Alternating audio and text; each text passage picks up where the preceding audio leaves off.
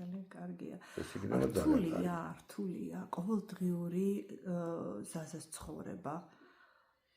რთულია.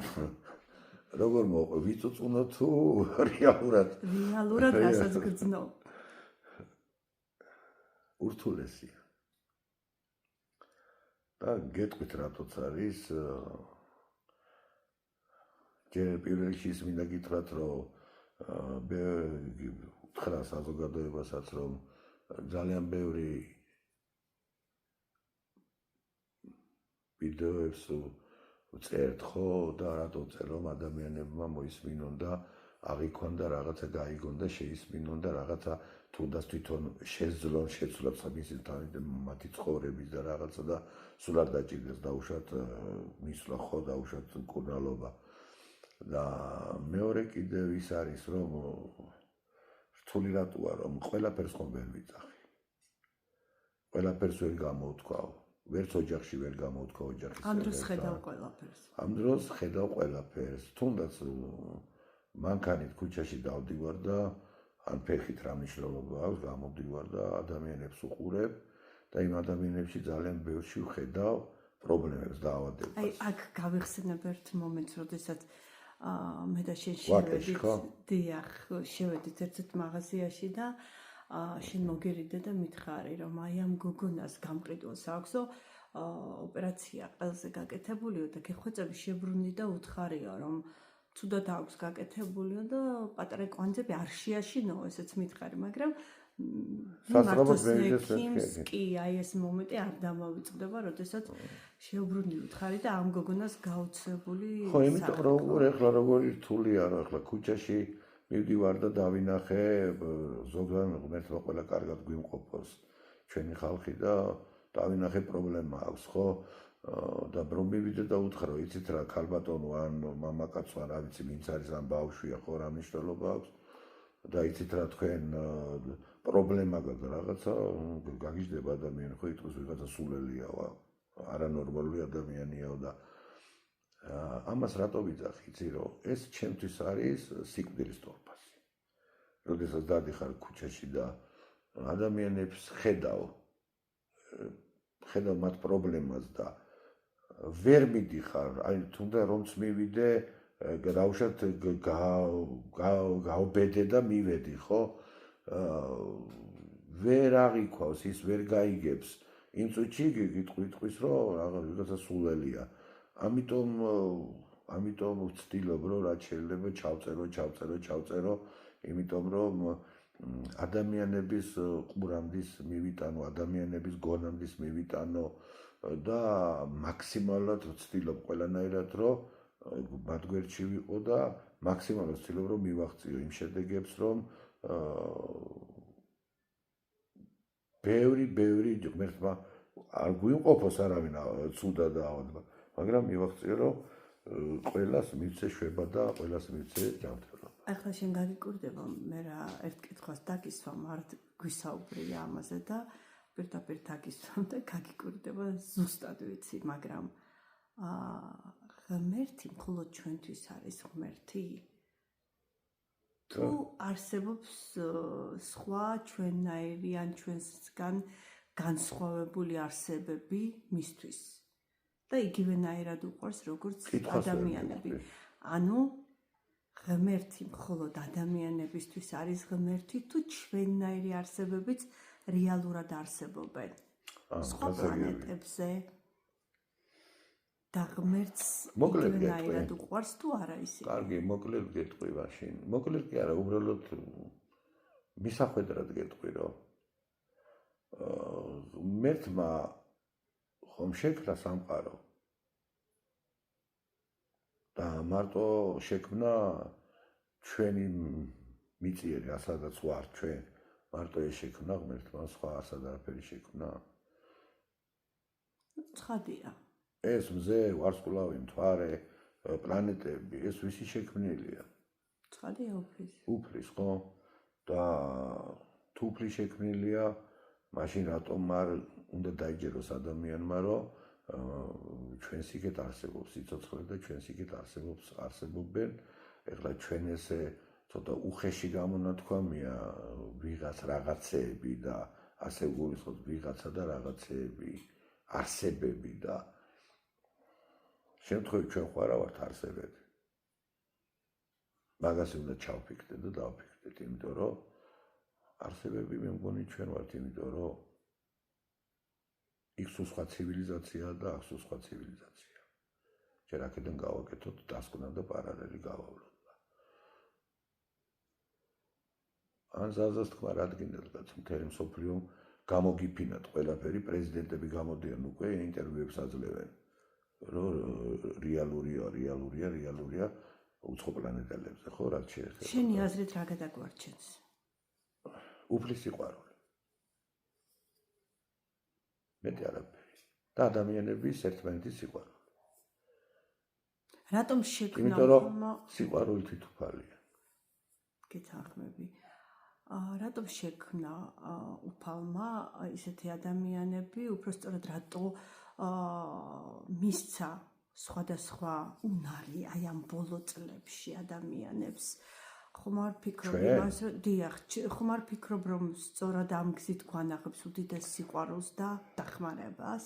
პირველ რიგში მოდი გეტყვი ერთ რამეს, რომ უფალმა უნარები მიცა ძალიან ბევრი. და ყველას თავისი დავალება აქვს გამოგზავნილი, ხო, ყველას თავის დავალებით არის. შენ რომ გინდა, მესე მინდა, ესე ვერ არის. ნუ თუ რეალობასთან აქვს საქმე, თუ ეხლა მაგიურ რაღაცებთან აქვს საქმე და იმას რაღაცა წიგნიდან წავიკითხე და მე ეხლა წიგნიდან გითარგმნე შენ და ლამაზ-ლამაზი სიტყვებით გადმოგეცი, მე მაგის არც მჯერავს და არც დავიჯერებ არასოდეს. იმიტომ რომ როდესაც სწავლებები მოდის, ზეციური სწავლებები, ანუ ადამიანის დახმარებას, ეხლა შეიძლება ვიღაცას კითხვა გაუჩნდეს, რომ აუ ეხლა რა უფალი იმის ხელით ან ამის ხელით გვეხმარება, თვითონ არ შეუძლია? თვითონ ბევრი დაგვეხმარა. ძალიან ბევრი დაგვეხმარა და 21 საუკუნე აქეთ და კიდე უკან ღმერთმა უწყეს, ხო? ციფრებით შეიძლება არ ვიცოდეთ ზუსტად, გვეხმარება და ვარსებობთ. აგერ ვართ. მაგრამ შედარება გავალავ, ეპოქებს შორის გავავლოთ, აბა პარალელი და შედარება, რომ სხვა ეპოქებში როგორი რწმენა იყო, როგორი სიყვარული იყო უფლის მიმართ, როგორი მიმღებლობა იყო ადამიანებში და როგორი ქადაგება იყო ადამიანებში, როგორი სიყვარული იყო და ურთიერთგაგება და პატივისცემა ერთმანეთში. თუმცა მე არ ვიძახი, რომ მაშინ არ იყო, მაშინაც იყო და სულ არის, ხო ეს, რა ქვია, უარყოფითი, რასაც დაუშვათ ცოდებზე მაქვს მე საუბარი. და ეხლა გადმოვხედოთ, აგერ დღევანდელ დღეს, სადაც ჩვენ ვცხოვრობთ, ვარსებობთ, თუ რა ვიცი, რაც და აღარც ვიცი რა დავარქვა, ვცხოვრობთ თუ ვარსებობთ. და დღეს გადავხედოთ. გადავხედოთ ტელევიზიას, გადავხედოთ ინტერნეტს, იმას რა ქვია, გვერდებს და შევხედოთ. აბა სად არის უფლის სიყვარული? რას ისმენთ? რას ვისმენთ? წყევლას, კრულვას, რა ვიცი, ლანძღვას, გინებას, ქალის უზნეობას, კაცის უზნეობას, მაპატიეთ ამ გამოთქმაზე გახწნილობას, ყველანაირ სიბინძურეს, მკვლელობას, დაჭრას, ფულის მანია და რა ვიცი, რომელი ერთი ჩამოთვალო და რატო გაქვს იმის იმედი ადამიანს, რომ სიკეთე დაისადგურებს ქვეყანაში. ამიტომ არის ეს გზავნილები, რომ 10 კაციდან 2 კაციც რომ მოვიდეს შენთან და გაიგოს და მიუთითო და სწორად წაიყვანო მისი ცხოვრება, ანუ აღიქვას ეს ყველაფერი რეალურად სწორად და სწორად წაიყვანოს, ეს არის უდიდესი შედეგი.